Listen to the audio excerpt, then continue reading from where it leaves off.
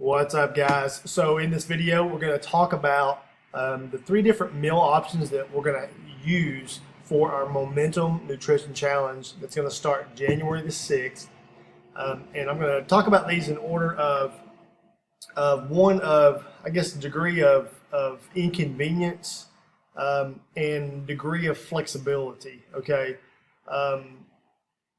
Because no matter what type of food plan you follow, there's always going to be some type of inconvenience, meaning that you're gonna have to track something, you're gonna have to measure something, or you're gonna have to do something that's gonna sort of, maybe it might take you out of your comfort zone a little bit that you're not used to develop a habit. But the main thing I want you guys to understand during this challenge, we're going to be doing this several times a year. This is going to be something that our goal is to build sustainable habits. So we're not going to do something that for 6 weeks that is going to be hard to maintain once that 6 weeks is done. Otherwise, we lose the results that we've made. So this is not a quick fat loss. This is not a quick fix for anything. This is a long-term view in mind type nutrition challenge. And so we're going to jump right into this. 3 things, 3 different meal options that we're going to utilize here. And all 3 of these guys, honestly, they all 3 are really, really good. It really depends on what you feel like you can stick with. So here they are. First one is tracking our food, every single thing that we eat, whether that is a protein bar, whether it's a granola bar, whether it's a bowl of cereal, whether it's like eating out at Chick-fil-A. This is going to provide you the most flexibility from anything that we talk about here, any of the 2 types of plans, because you're not limited on what you can and can't eat. All you're trying to do is you're trying to hit the numbers that you have each day here in this little section right here. And so, for instance, I've just added a sample day if I were to eat these things. So, like, let's say I had 2 Chick-fil-A egg white grill sandwiches. Let's say I had an unwich plain sandwich from Jimmy John's. That means there's no bread, it's just the lettuce. Let's say I had a Cliff Builder bar. So the system, when I put this in, it just minused all these numbers out and told me that I have this much left to consume the rest of the day. And so at the end of the day, my goal is to hit these numbers as close as I possibly can. And then the next day, zeroes out, starts over.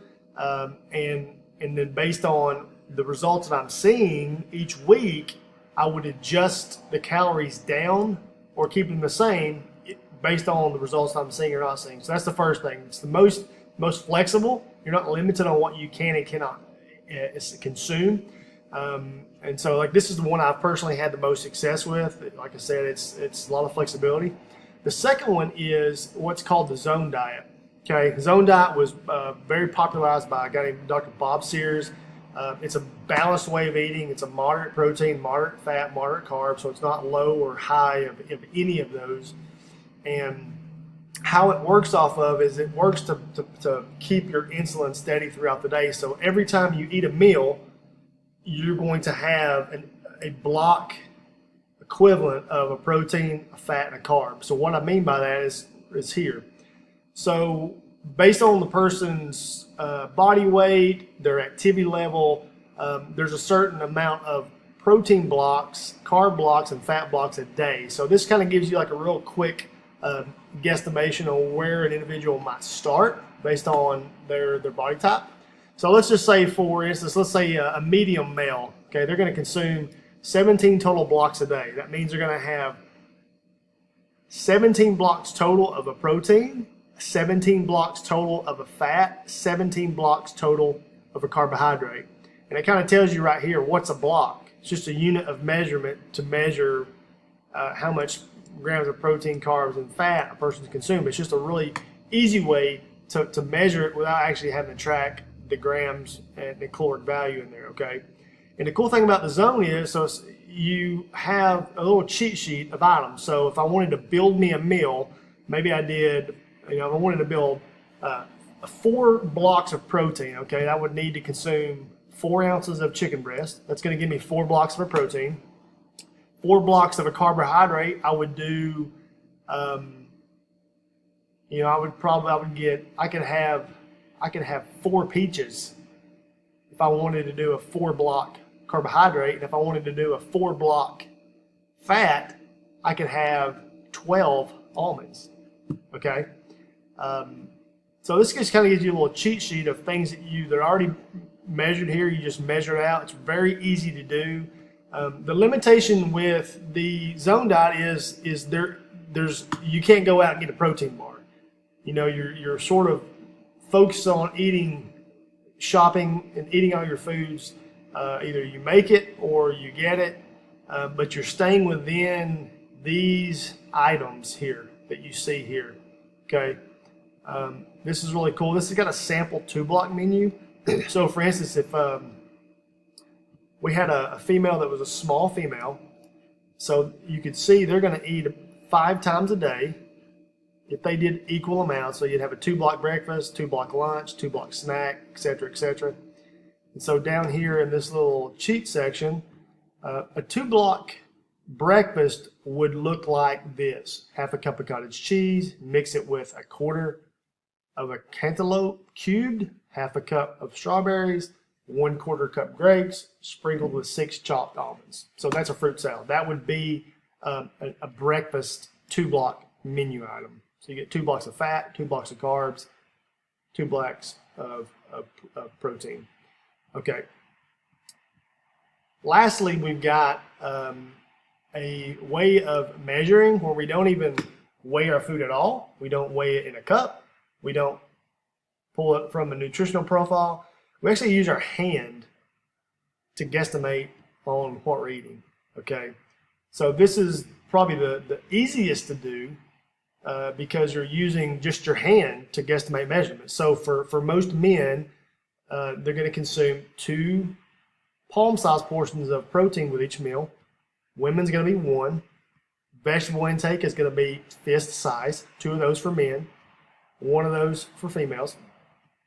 For carbohydrate intake, which is just a starch or a fruit or a grain, you're looking at a cupped hand, 2 cupped hands of a carbohydrate. For women, you're looking at a 1 cup size of that. And then for your fat intake, we're looking at our thumb size. So for men, 2 thumb-sized portions of fats with most meals. Women's going to be 1. And so with this one, the goal is to eat roughly 4 times a day minimum. It's going to depend. It's going to be different person to person based on activity level, needs, and stuff. But a good place to start is going to be 4 times. And then based on each week, okay, are you seeing the results that you need? We may remove certain portions of fat with 1 or more meals, and then make our adjustments that way. But it's very intuitive. There's no measuring. You're just using your hand to do that. And so this is, like I said, this is the one of the easiest ways to do it. But again, as far as flexibility, you're not getting to get like a protein bar or some type of other item, because most of those foods like that are going to kind of have a combination of fats and carbs, or fats, carbs, and proteins. Most of these items are just like a pure carb or a pure protein or a pure fat. Like an almond, any butters is going to be a fat, even though it does have protein, it's still a fat. And so you're measuring it as if it were a fat. So there's not as much flexibility as there is with the initial first one, which is the complete flexibility. Kind of eat what you want within a parameter. You still got to hit certain numbers, so you can't just go out and eat donuts and blow through your numbers. Otherwise, you're going to have protein left to eat the rest of the day. And again, the goal of this is to get healthier and to feel better and to move better. And so the best thing that you want to do is focus on foods that are as non-processed as possible, and try to include that in your diet. I know for me, that's what I'm going to focus on. I'm going to try to really focus on not eating out and eating more vegetables, more fruits than I usually do, and really sticking to this kind of stuff. And so those are the 3 options that we're going to have. If you guys have any other questions about how these work, what do you think is going to be best for you? Again, they all have trade-offs. They all have drawbacks. Everyone's different. Some people do not like tracking calories for anything, and that's okay. What you will need to do though is have some way of measurement so that you know how much you're putting in your body. Because if you don't know, then you can't make adjustments to see changes. And so that's what we're looking for. We're trying to make some adjustments and see results. So if you guys have any questions, let me know, and we will, hopefully you guys are, again, this is the first one that we're doing. It's going to be completely free. We're going to kind of work through, see what people do best, what they like, what they don't like.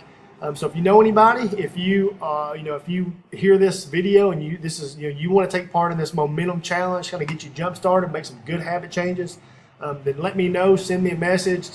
Let's talk about it at the gym, and let's get ready so we can start Monday full tilt.